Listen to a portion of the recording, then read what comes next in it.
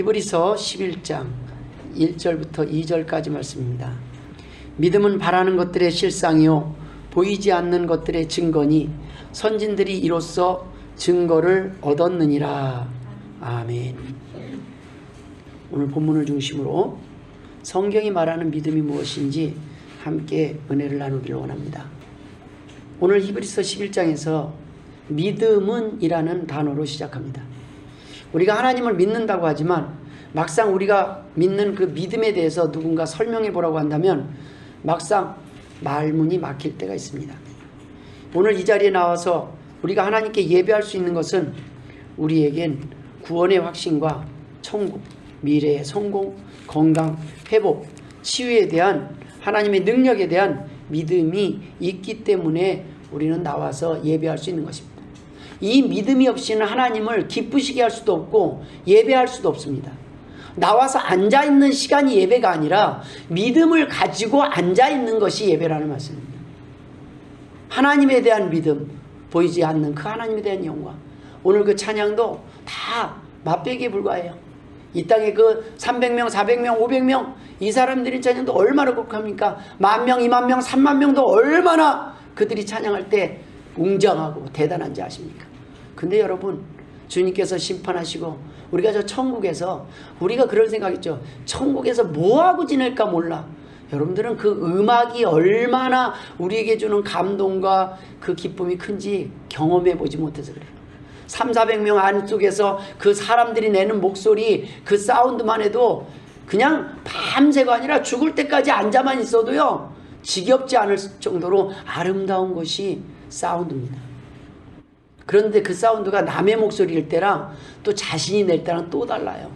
내가 그냥 높은 소리도 조수미처럼 소양처럼 쫙 올라간다고 상상해 보십시오. 정말 행복합니다. 소리가 날 때 사람을 만드신 이 하나님, 사람이 악기예요. 이 땅에 있는 것은 하나님이 만드신 창조 세계의 샘플에 불과합니다. 걱정하지 마십시오. 천국에서는 아무리 밤새도록 해도 지겹지 않고 지치지 않는 사운드와 아름다움과 희락이 있어요. 그런 찬양이 있어요. 그런 고백이 여호와 하나님을 찬양하고 우리의 삶의 기쁨을 찬양하는 그런 내용들이 있습니다. 그때 그 내용들이 무엇인지 궁금하지 않습니까? 여러분, 우리 인생 각자의 삶의 역사하시는 그 하나님의 이야기를 우리가 기가 막힌 목소리로 기가 막힌 소리들로 영광을 돌릴 거예요. 오늘은 내가 한번 하겠습니다. 오늘은 당신이 한번 하십시오. 그 누구의 소리를 들어도 그 소리가 얼마나 아름다울지. 각자의 삶 가운데 그동안은 우리가 흔들리고 잠시 두려워했지만은 우리의 삶 가운데 날마다 정말로 하나님이 계셨고 정말로 그 하나님이 나를 천국으로 인도하신 그 순간 그날 우리가 그 하나님께 드릴 영광의 날 그 찬양을 생각하면 이 땅의 것은 다 견뎌낼 수 있는 것입니다. 우리는 이러한 믿음을 가지고 살아가는 하나님의 백성들입니다. 이 땅에서 소원이 없는 사람이 어디 있겠습니까? 오늘 본문에서는 믿음은 바라는 것들의 실상이라고 하셨습니다. 우리는 바라는 것, 소원 성취를 우리의 승리를 확신하고 살아가는 사람들입니다. 우리의 비전이 무엇입니까? 보여진 것입니다. 우리는 미래를 보고 성공을 확신하고 살아가는 겁니다. 이것은 반드시 일어날 일입니다 라고 믿고 살아가는 사람입니다. 천국은 반드시 존재하고 그곳에 나는 반드시 그곳에 있을 것입니다. 나는 그곳에서 반드시 영광스럽게 하나님을 찬양할 것입니다 라는 확신 속에 있는 것이에요. 여러분, 지옥에 있을 확신을 갖고 살아가는 사람과 천국에 있을 확신을 갖고 사는 사람, 사람의 삶이 달라요.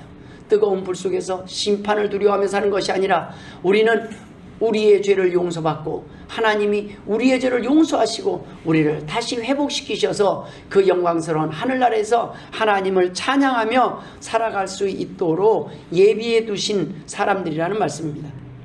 우리는 앞으로 닥쳐올 미래의 성공과 구원이나 천국을 보려고 가는 것이 아닙니다. 이미 보았기 때문에 가는 것입니다. 확신하기 때문에 방향도 정해졌기에 좌우로 치우침 없이 달려가는 것이 하나님의 백성들의 정상적인 삶입니다. 그런데 목적지가 정해지지 않았을 때가 문제입니다. 내비게이션을 믿고 목적지를 향해 출발할 수 있는 것도 바로 내비게이션에 대한 믿음이 있기 때문 아니겠습니까? 말씀이 바로 우리 인생길의 내비게이션입니다. 내비게이션은 간혹 우리를 엉뚱한 길로 인도할 때가 있지만 하나님의 말씀은 우리의 믿음을 실망시키지 않습니다. 바로 이 믿음이 없으면 우리는 하나님을 기쁘시게 할 수 없기 때문에 우리가 하나님이 기뻐하시는 믿음, 성경이 말하는 믿음이 무엇인지 정확하게 알 필요가 있습니다. 히브리서 11장 6절에 믿음이 없이는 하나님을 기쁘시게 하지 못하나니 하나님께 나아가는 자는 반드시 그가 계신 것과 또한 그가 자기를 찾는 자들에게 상 주시는 이심을 믿어야 할지니라. 우리가 하나님 앞에 지금 나왔습니다. 그런데 나올 때 그냥 나와서는 안 되고 믿음을 가지고 나와야 된다. 하나님은 살아계십니다. 하나님은 천지를 창조하신 분입니다. 하나님은 내 문제를 다 해결해 주실 분이고 주신 분입니다. 이런 믿음이 있을 때 예배가 들어오는 그 순간부터 기쁘다는 말씀입니다. 그 기쁨으로, 그 가벼운 발걸음으로 주의 전에 나오는 것을 하나님이 보시면서 기뻐하시는 거예요. 내가 그래도 사람을 창조하길 잘했구나. 내가 그래도 사람을 만들길 잘했구나. 하나님은 기뻐하시며 우리의 예배를 받아주신다는 말씀입니다. 그냥 마치 못해서 이런 마음으로 오는 게 아니에요. 기다려지는 거예요. 언제 주일날 또 오지? 언제 내가 하나님 앞에 예배하는 시간, 그 말씀을 듣는 시간, 하나님의 음성을 듣는 시간, 하나님이 나를 향한 그 계획을 듣는 시간이 좀 빨리 왔으면 좋겠다. 보고 싶은 날, 보고 싶은 성도들이 기다려지는 그곳이 바로 천국임을 믿으실 주의 이름으로 축원드립니다. 때문에 오늘은 본문을 중심으로 성경이 말하는 믿음이 무엇인지 함께 몇 가지 은혜를 나누기를 소망합니다. 첫 번째, 믿음은 바라는 것들의 실상이요 라고 오늘 소개하고 있습니다. 여기서 이 실상이요 라는 말의 원어적 의미를 보면 뭐뭐 아래에 서다, 뭐뭐 아래에 확립하다, 조금 쉬운 말로 기초라는 거예요. 기초. 그 다음에 증거, 확증, 객관적 실체, 이런 의미들을 갖고 있어요. 무슨 기초고 무슨 실체를 말하는 걸까요? 주관적인 실체가 아니라 객관적인 실체를 의미합니다. 즉 개인적인 생각에 좌우되는 주관적인 증거가 아닙니다. 모든 그리스도인들이 공감하는 객관적인 증거요 실체를 의미합니다. 믿음이라는 것은 모든 그리스도인들이 다 공감하는 내용들, 나는 하나님을 천지 창조하신 그 하나님으로 믿습니다. 이게 한 사람만의 그냥 생각이 아니라 모든 크리스찬들의 공통적인 고백이라는 말씀입니다. 내가 믿고 나만 믿는 하나님이 아니라 모두가 믿고 모두가 객관적으로 경험하고 믿는 하나님을 향한 그 믿음의 기초요 증거가 바로 믿음이라는 것입니다. 나는 하나님이 있다고 믿습니다 라는 그 고백을 넘어서 우리 모두가 하나님이 살아계심을 경험했다고 객관적으로 인정하는 그 증거를 말하는 것입니다. 나만 믿는 것이 아니라는 겁니다. 나만 이곳에 나와서 예배하는 것이 아니라는 겁니다. 지금 이 시간 수만 명, 수십만 명의 사람들이 하나님께 예배하고 있다는 말씀입니다. 하나님을 나의 하나님으로 인정하고 나만 고백하는 고백이 아니라는 것입니다. 이러한 객관적인 고백과 증거들이 모여서 그리스도인들의 믿음에 점점 더 확신을 더하는 근거가 되는 것입니다. 이거 나만 믿는 거 아니야? 이거 나만 지금 착각하고 살아가는 거 아니야? 우리만 지금 예수가 있다고, 우리가 지금 하나님 천국이 있다고 믿고 사는 게 아니야? 이게 아니라는 겁니다. 수많은 사람들이 하나님을 나의 구주로 영접하고 고백하고 증거하고 있습니다. 거기에는 대통령도 있고 장관도 있고 군인도 있고 장군도 있고 변호사도 있고 수많은 과학자도 있습니다. 분명히 잘못된 판단을 할 것 같지 않은 사람들인데 그들이 먼저 하나님을 만나고 그 하나님을 나의 하나님으로 고백하면서 하나님 앞에 헌신하며 예배하는 그러한 시간이 바로 오늘이라는 말씀입니다. 때문에 하나님께서는 우리 각자 한 사람 한 사람의 믿음의 고백과 증거들이 각 한 사람에게만 영향을 미치는 것이 아니라 모든 그리스도인들의 믿음을 든든히 서게 하는 근거가 된다는 말씀입니다. 나 한 사람의 믿음이 그저 나 여기 한 사람 와 앉아 있을 뿐인데 내가 그저 하나님이라고 나의 하나님이라고 고백할 뿐인데 그거 별거 아닌 것 같지 않습니까? 그런데 이런 한 사람 한 사람이 지금 모여서 하나님께 예배하고 있다는 말씀입니다. 수만 명, 수천 명이 모여서 하나님께 찬양을 드리는 그 순간들, 그 순간이 바로 이 예배의 순간입니다. 나만의 하나님이 아니요 우리의 하나님이 되시는 것입니다. 아브라함의 하나님, 엘리야의 하나님이, 갈멜산의 하나님이 곧 나의 하나님, 우리의 하나님이 되시는 것입니다. 그래서 우리의 보여지는 교회를 보는 것이 아니라 이 시간 예배 드릴 때 보이지 않는 수많은 교회가 동일한 하나님께 예배하고 있는 것을 우리는 볼 수 있어야 되는 거예요. 그게 믿음이에요. 지금 여러분 어디에 있든지 상관없습니다. 어디에서나 예배 시간이 되면, 예배하는 날이 되면 하나님 앞에 무릎 꿇고 기도하며 하나님을 찾아서 경배할 때 하나님께서 그 예배를 받으신다는 거예요. 사람들은 우리를 예배를 못 드리게 하기 위해서 6.25 때는 감옥에 흩어서 집어넣습니다. 그런데 그곳에서 감옥에 보내놨더니 감옥에 들어가서 그 안에서 다 전도하고 있는 거예요. 이거 안 되겠다 그래갖고 풀어줬어요. 풀어줬더니 또 나가서 전도하는 거예요. 이래도 저래도 전도하는 사람들이 예수 믿는 사람들이었습니다. 때려도 전도하고 맞아도 전도하고, 때리고 맞을수록 더 강해지니까 기독교인들을, 여러분 사단은 때리고 핍박하고 고난을 주면 기독교인들이 다 포기하고 항복할 줄 알았어요. 더 강해져요. 그러니까 사단이 작전을 바꿨어요. 이제는 편하게 먹이고 입히고 부자되게 그냥 등 따시고 배부르게 하니까 이제 교회를 안 나요. 이게 제일 좋은 방법인 것 같아요. 그러니까 그냥 편하게 살아. 괜찮아 이래도 괜찮고 저래도 그냥 계속 놔두는 거예요. 풍요로워지니까 하나님을 찾습니까? 더 찾지 않습니다. 우리는 무엇인가 부자가 되고 여유가 생기면 하나님을 더 잘 믿을 것 같았지만 사실은 사람들은 풍요로워지니까 하나님을 떠났습니다. 여러분, 고난 가운데서 우리는 하나님을 볼 수 있어야 합니다. 그리고 평안 가운데서도 하나님의 주신 그 행복을 누릴 수 있어야 되는 것입니다. 하나님 안에서 즐기고 누려야 되는 거예요. 두려움 속에서 눈치 보면서 눈칫밥 먹으면서 사는 성도들이 있어요.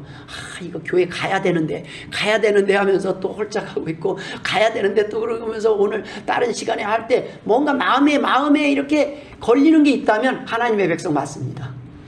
그게 안 걸리고 그냥 양심에 화인 맞은 사람들, 문제 있는 사람입니다. 이게 당연한 게 아니라 당연하잖아요. 내가 이곳에 있어야 되면 안 되는데, 내가 여기 있으면 안 되는데 하는 마음이 조금이라도 들면 자녀 맞습니다. 그 가운데 하나님이 이곳에서 예배해라, 그곳에서 나를 찾아라, 네가 지금 그 마음 있으면 지금 무릎 꿇어라. 그럼 하나님 앞에, 하나님 제가 지금 갈 수 없어도, 지금 제가 갇혀 있어도, 지금 제가 핍박받고 있어도 제가 이곳에서 하나님을 예배합니다, 경배합니다, 찬양합니다 할 때 하나님께서 은혜 주시고 힘 주실 줄 믿습니다. 바울과 실라도 마찬가지였어요. 감옥에 갇혀 있었더니 하나님께 찬양을 했더니 옥문이 열리는 역사가 일어나지 않았습니까? 하나님은 그렇습니다. 그런데 살다 보면 우리의 소원들과 계획대로 되지 않을 때가 있습니다. 이러한 믿음의 특성으로 인해서 성도들은 함께 모여 믿음의 고백이 더해갈수록 점점 더 진리의 말씀을 견고히 붙잡게 하며 하나님이 말씀하신 축복의 약속들을 확신하게 되는데, 이러 잘 될 것 같은데 때로는 우리의 소원과 계획대로 되지 않을 때가 있습니다. 그것은 하나님과 상관없는 계획이요, 하나님과 반대편의 선자들의 계획이요, 또는 하나님의 뜻이 아직 때가 차지 않았을 때의 계획이기 때문입니다. 두 번째 우리가 나눌 은혜는 믿음에 따라 우리의 미래가 달라진다는 것입니다. 히브리서 저자는 본절에서 믿음은 바라는 것들의 실상이라고 정의를 합니다. 바람이 무엇입니까? 믿음과 바람, 그것을 동일시하고 있습니다. 바람이 곧 소원이 아닙니까? 원트, 나의 소원, 나의 계획입니다. 이것은 미래지향적인 특성입니다. 앞으로 있을 일입니다. 믿음은 과거가 아닌 미래를 위해 필요한 것입니다. 우리는 내일 무슨 일이 일어날지 모르고 하루하루를 살아갑니다. 아니, 당장 오늘 무슨 일이 일어날지도 모르고 사는 것이 인생입니다. 아침에 집을 나설 때 출근길에 다녀오겠습니다 라는 인사는 우리의 바람이요 소원일 뿐입니다. 그 누구도 장담할 수 없는 약속입니다. 오늘도 무사히. 택시 기사분들이 제일 많이 달아놓는 게 오늘도 무사히더라고요. 오늘도 무사히. 그 한 날 한 날 정말 은혜스럽게 오늘도 무사히 집에만 돌아갔으면 좋겠다, 그런 생각과 바람일 뿐입니다. 여러분, 우리를 지켜주시는 분은 하나님이십니다. 그리고 우리를 부르신다 해도 우리는 무사히 천국으로 가는 것뿐입니다. 무사히 집으로 돌아갈 수도 있지만 무사히 천국으로 갈 수도 있어요. 그건 하나님의 계획이에요. 우리는 그 믿음이 있기 때문에 오늘도 이쪽 집을 가나 저쪽 집을 가나 우리는 담대하게 살아갈 수 있는 것입니다. 잠언 19장 21절에 사람의 마음에는 많은 계획이 있어도 오직 여호와의 뜻만이 완전히 서리라. 하나님이 허락하셔야 이룰 수 있는 약속이요 바람인 것입니다. 그래 그건 네 생각이고 하고 하나님이 우리에게 물으실 때가 있어요. 내가 이제 돈 좀 많이 벌었고 야 로또도 당첨됐고 이제는 내가 성공했으니까 이제부터는 내가 잘 먹고 잘 살리라. 창고에 가득 추수해갖고 쌓아놓고 내가 이제부터는 떵떵거리고 먹고 살리라 하니까 하나님이 그날 밤 뭐라 그래요? 내가 오늘 밤 내 영혼을 도로 찾으리니 이 모든 것이 네 것이 되겠느냐. 그건 네 생각이고 내 생각은 다르다. 하나님의 생각과 다를 때 이 땅에 우리의 계획은 아무것도 아닙니다. 여러분 어떠한 계획을 세워봤자 그것은 다 쓸모없는 계획입니다. 하나님이 허락하셔야 합니다. 시편 20편 4절에 내 마음의 소원대로 허락하시고 내 모든 계획을 이루어 주시기를 원하노라.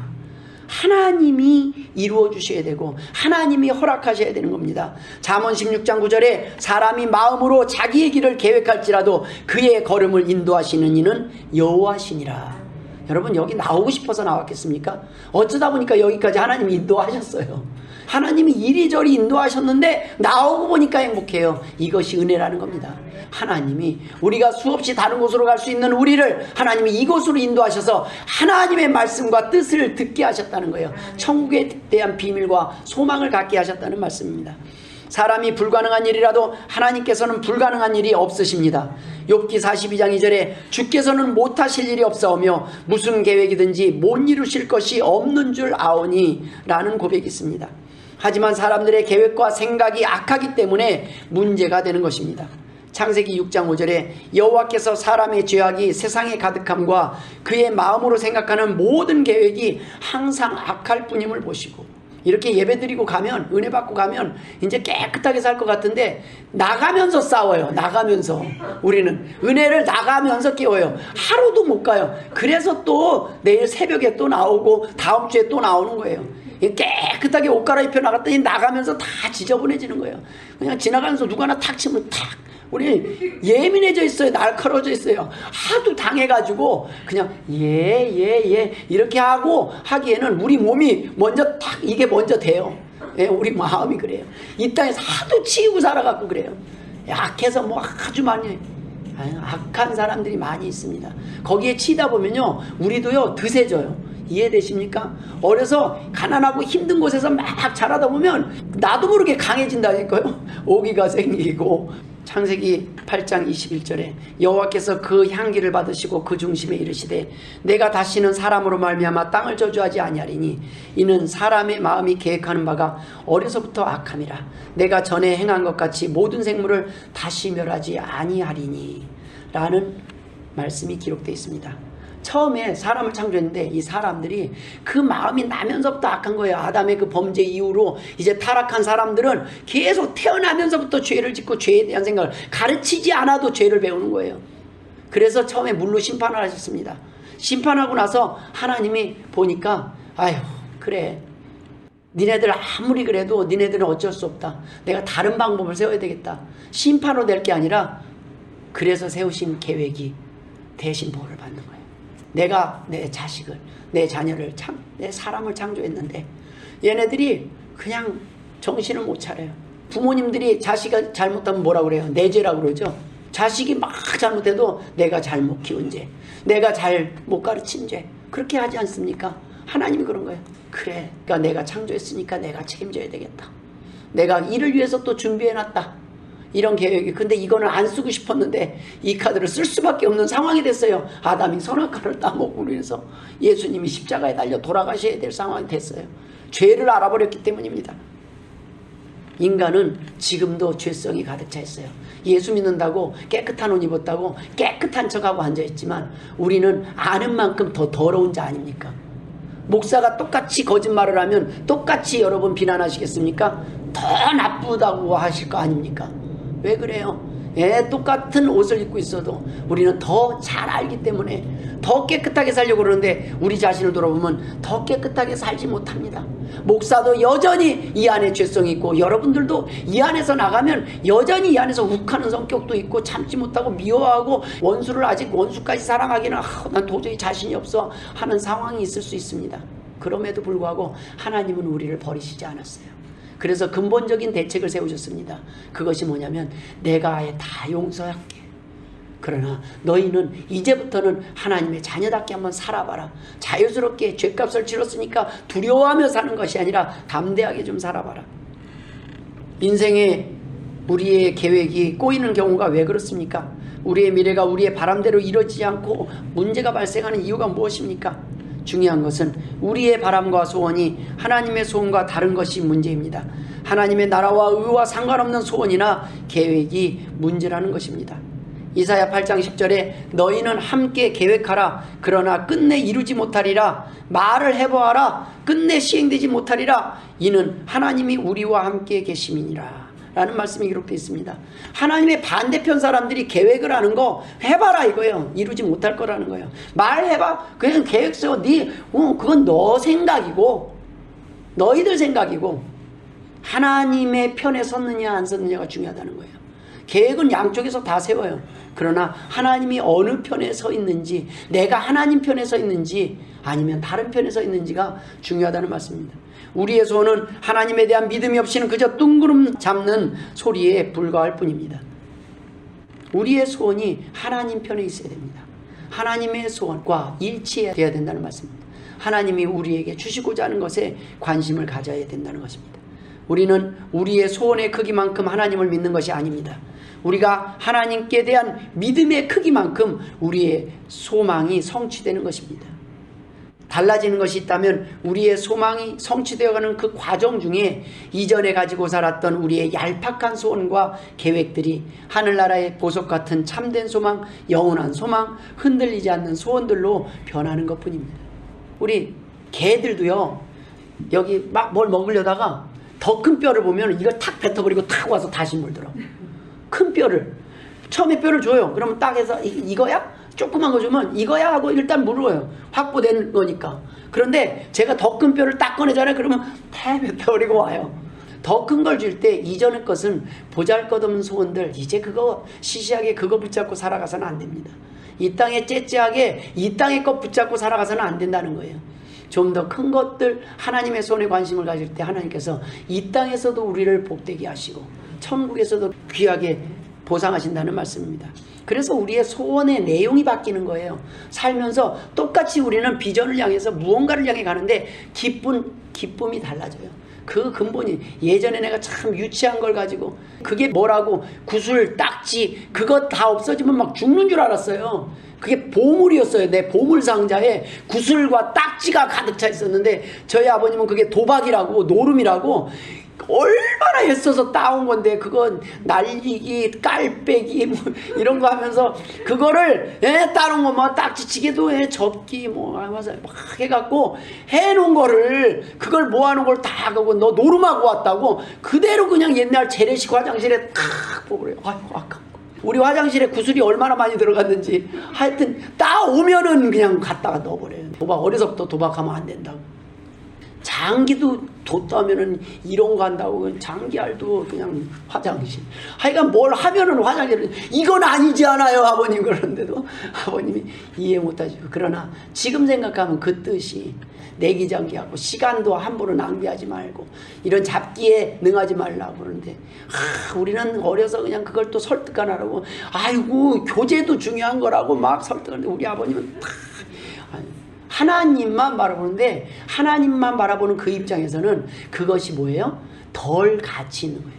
그것이 나쁘다는 거예요. 우리는 이런 관점이었어요. 이게 뭐가 잘못이에요? 이게 왜 잘못이에요? 이거였거든요. 잘못은 아니고 TV 보는 게 왜 잘못입니까? 이런 개념이었거든요. 그런데 우리 아버지 개념은 그게 아니었어요. 저희 아버님은 그거보다 더 귀한 일이 있다는 거예요. 이건 덜 중요한 일이라는 거예요. 더 가치 없는 일이라는 거예요. 더 가치 있는데 시간을 보내고 더 가치 있는 것을 위해서 살아가라는 거예요. 쓸데없는 거, 얄팍한 그것들 보물인 줄 알고 그거 끼고 있어봤자 그 딱지가 지금 얼마나 부자가 됐겠어요. 그거 갖고 있는들. 그렇죠? 애물단지죠. 여러분, 우리는 이제 소원이 없는 자가 아니라 소원이 바뀌는 자입니다. 우리는 더 나은 소망을 보고 더 유치한 것, 세상에 있는 것들을 바울은 그걸 배설물로 여긴다고 그랬어요. 이제 세상에서 자기가 배웠던 그 학문과 세상에서 자기가 누렸던 그 모든 권리들, 로마 시민권 이런 것들 다 배설물이다. 나는 이제 하나님의 자녀로 살아가겠노라. 여러분, 이 은혜가 있기를 주의 이름으로 축원드립니다. 마지막으로 보지 못하는 것들의 증거니라고 기록하고 있습니다. 이 보지 못하는 것들은 보이지 않는 하늘나라의 것들이 아니라 아직 보여지지 않는 사건들, 즉 종말론적 미래에 나타날 사건들을 가리키는 것입니다. 무슨 말씀이냐면 그냥 저 천국에 있는 건 일단은 나중이고 죽어서야 그죠? 알 거죠? 그때 것들을 지금 얘기하는 그 천국에 있을 증거들이 아니라 이 땅에 사는 동안 우리가 앞으로 일어날 일, 사건에 대한 증거요, 근거라는 것입니다. 믿음은. 오늘 우리의 믿음이 앞으로 닥칠 미래의 환난이나 축복의 이유가 된다는 것입니다. 우리가 믿은 대로 될 것이라는 말씀입니다. 주님이 병을 고치신 근거가 무엇이었습니까? 바로 믿음이었습니다. 누가복음 5장 20절에 예수께서 그들의 믿음을 보시고 이르시되 이 사람아 내 죄 사함을 받았느니라 하시니, 중풍병자를 메고 온 사람들과 중풍병자의 믿음을 보시고 그 문제를 해결하신 것입니다. 믿음을 보시고 죄를 용서하셨습니다. 문제의 원인 죄가 사라지자 병이 치유된 것입니다. 문제의 원인도 믿음이요, 문제 해결의 원리도 믿음인 것입니다. 중요한 것은 이 믿음은 보이지 않는다는 것입니다. 그런데 주님은 그들의 믿음을 보셨다고 성경에 기록하고 있습니다. 우리가 겉으로 믿는 척하며 살아갈 수 있습니다. 믿는 척 행동할 수 있습니다. 그냥 이 자리에 앉아서 예배하는 척하고 앉아 있을 수 있습니다. 그러나 하나님은 중심을 보시는 하나님이시요, 우리의 진짜 믿음을 보실 수 있는 분입니다. 우리의 믿음이 진짜인지 가짜인지 큰 믿음인지 작은 믿음인지 보신다는 것입니다. 사람은 속일 수 있어도 하나님은 속일 수 없습니다. 그 믿음의 결과를 우리에게 돌려주신다는 거예요. 그 믿음이 작고 없거나 가짜이면 가짜의 결과를, 가짜의 삶을 살아가는 거예요. 하나님 앞에 우리의 믿음을 보여야 합니다. 아니, 하나님 앞에 나올 때는 우리의 믿음이 드러날 수밖에 없습니다. 예수 앞에 나오면 죄사함 받으며 주의 품에 안기어 편히 쉬리라. 여기 후렴 가사에 뭐가 있는지 아십니까? 우리 주만 믿으면 모두 구원 얻으며 영생복락면류관 확실히 받겠네. 이것이 반복되고 있어요. 우리 주만 믿으면 모두 구원 얻으며 영생복락면류관 확실히 받겠네. 그래서 우리는 교회 나올 때 하나님 앞에 나와서 기쁨으로 예배할 수 있는 것입니다. 이 믿음이 없이는 예배할 수가 없어요. 하나님을 기쁘시게 할 수 없어요. 12년 동안 혈루증으로 고생하던 여인에게 주님은 무엇이라고 말씀하셨습니까? 마가복음 5장 34절에 딸아 내 믿음이 너를 구원하였으니 평안히 가라. 내 병에서 놓여 건강할지어다.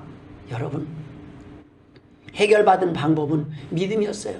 딸이 보니까 예수님 앞에 나왔는데 그 여인이 안에 예수님은 고치실 것이라는 확신이 있었어요. 예수님 앞에 나오면 나를 고쳐주실 것이라는 확신이, 이 문제를 해결해 주실 거라는 확신을 가지고 나온 거예요. 그런 예수님 보고 네 믿음대로 될 거다.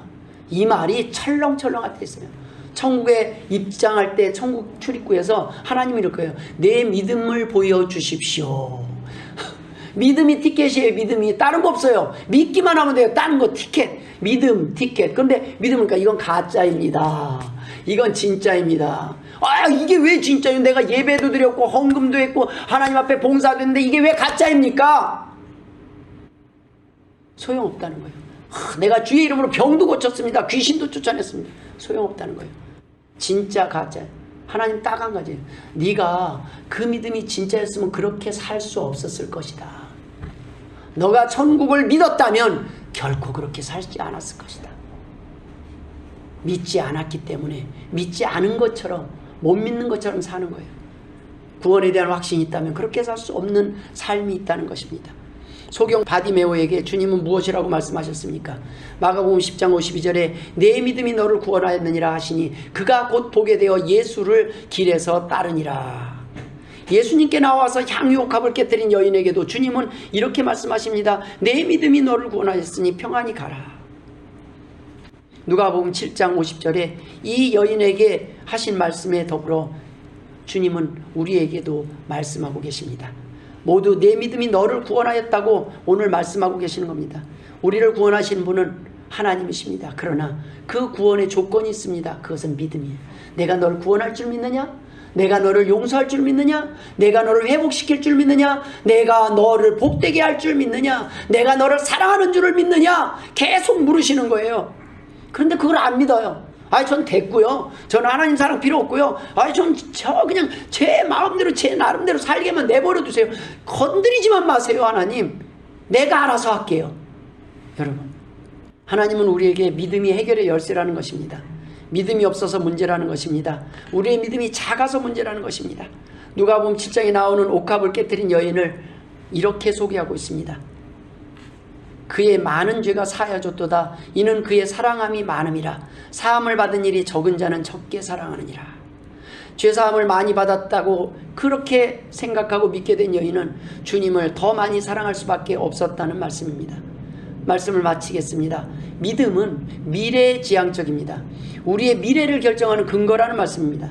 때문에 우리는 내일을 위해 오늘 믿음의 씨앗을 심어야 합니다. 처음부터 큰 믿음을 가질 수 있다면 정말 대단한 축복입니다. 하지만 아무리 오래 신앙생활을 해도 믿음이 자라지 않는다면 정말 안타까운 일 아니겠습니까? 아무런 믿음도 심은 적이 없다는 것을 의미하기 때문입니다. 여러분, 아주 처음부터 큰 걸 믿으려고 하지 마십시오. 작은 믿음을 갖고 나와보세요. 그런데 믿으면 열매를 맺는 걸 보면 믿음은 자라는 거예요. 믿음은 심은 만큼 믿음의 열매를 따먹을 수 있기 때문에 다음엔 더 많이 심게 될 수밖에 없다는 거예요. 내가 심었더니 별거 아닌데 그냥 수박씨 하나 던져놨더니 이게 막 자라는 거예요. 먹던 수박씨 던져놨더니 어제 잘라서 먹었습니다. 이게 냉장고에 있는데 요만한 거 맺어서 이게 무슨 맛이나 있겠나 하고 넣어놨다가 열어보니까 냉장고에 그대로 있는 거예요. 요만해요. 조그매요. 그런데 그걸 잘라보니까 이게 수박이더라고요. 맛있더라고요. 그냥 먹던 수박씨 봄에 던져놓은 것 뿐이에요. 그런데 이 믿음이 생기니까 내년엔 수박씨를 좀 많이 던져놓고 싶어요. 내가 키운 것도 아니에요. 하나님이 키우셨어요. 내가 물 준 적도 없어요. 그런데 수박이 자랐어요. 여러분, 우리가 조금만 공을 들여도 수박은 더 풍성했을 것입니다. 조금만 더 믿었더라도 더 많은 씨를 뿌리지 않았겠습니까? 땅만 있다면 뿌리지 않았겠습니까? 기회만 있다면 우리가 심지 않았겠습니까? 그것이 믿음이라는 것입니다. 믿음의 능력을 우리는 경험할 수 있었을 것입니다. 믿음이 자랄 수밖에 없었을 것입니다. 처음에는 작은 믿음으로 출발하지만 점점 시간이 지날수록 커질 수밖에 없는 것이 바로 믿음인 것입니다. 처음에는 보지 못하고 출발하고 보지 못하고 심지만 나중에는 보지 못하는 것들을 보면서 심습니다. 이제는 보이는 거예요. 이제는 안 보이는 것이 아니라 이제는 보여요. 이까짓 게 무슨 뭐 좋은 것을 내겠어 하고 던져두었던 그 수박씨를 이제는 경험하니까 다음에는 더 좋은 걸 뭘 심어볼까, 수박보다 더 나은 게 뭘까 고민하게 되는 겁니다. 여러분, 하나님께서 하시는 일입니다. 대단한 사람들이 대단한 일을 하는 것이 아닙니다. 그저 믿음의 씨앗을 심은 사람들을 대단하신 하나님께서 사용하시고 큰 열매를 맺게 하심을 믿으실 주의 이름으로 축원드립니다. 이러한 열매를 맺은 사람들, 경험한 사람들은 점점 담대하게 살아갈 수밖에 없습니다. 믿음의 백성, 하나님의 자녀들은 오직 하나님의 말씀만을 의지하고 보이지 않는 미래를 향해 담대하게 살아가야 합니다. 본문에 보지 못하는 것들의 증거라는 말은 바로 주관적인 한 사람의 증거가 아니라 우리 모두의 믿음의 열매를 따먹은 증거를 하는 거예요. 하나님, 이런 일이 있었습니다. 저런 일이 있었습니다. 내 삶에 이런 고백을 할 수밖에 없습니다. 그런 것들을 숨길 수 없어서 나와서 고백하는 시간이 바로 설교 뒤에 간증 시간입니다. 짤막짤막하지만 우리의 삶 가운데 그런 얘기를 나누고 그 풍성함이 넘치는 교회가 우리 하나님 교회가 되기를 주의 이름으로 축원합니다. 기도하겠습니다. 하나님 아버지 은혜를 감사드립니다. 오늘 주신 말씀 붙잡고 믿음으로 살기를 원합니다. 믿음의 씨앗을 심기를 원합니다. 하나님, 열매를 경험하게 하여 주옵소서. 점점 더 귀한 것을 심게 하시고 점점 더 큰 것을 거두게 하여 주옵소서. 감사하며 예수님의 이름으로 기도드리옵나이다. 아멘.